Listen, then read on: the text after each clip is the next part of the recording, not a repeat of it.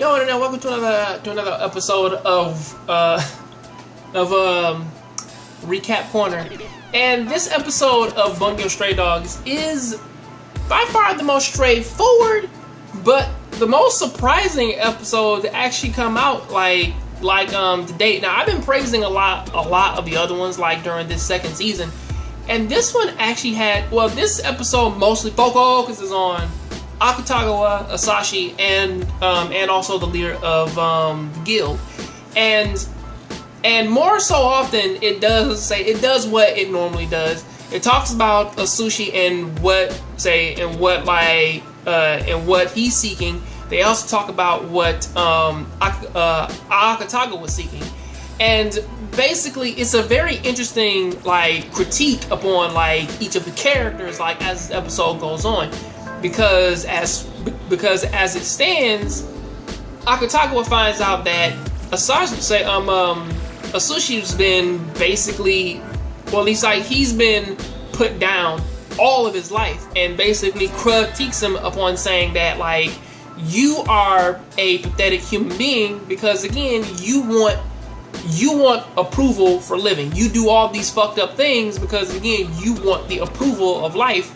And he basically drops it of saying, I don't like you because basically you have everything. You have friends, you have people who care about you, you have a cool ass ability, and basically you walk around dreading that shit, and I don't like you. You are a lucky person. And basically upon the flip side of that, Asashi basically kind of critiques Akutagawa's life of him saying saying that you have status, you have again a cool ass ability, and you are a high ranking member, but yet you use your ability for fucked up reasons and shit, and you don't use it to help people.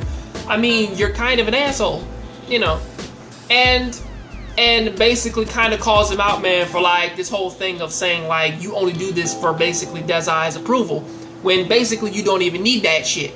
And it's kind of having this whole little pathetic battle.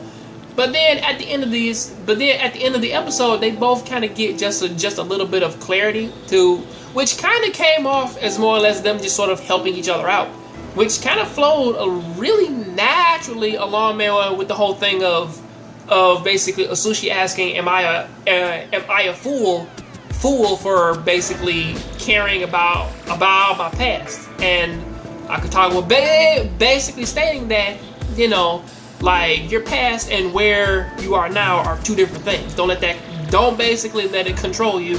And of course, the flip side of Asashi telling Akutagawa that Dazai probably has already accepted him and most likely has already praised him.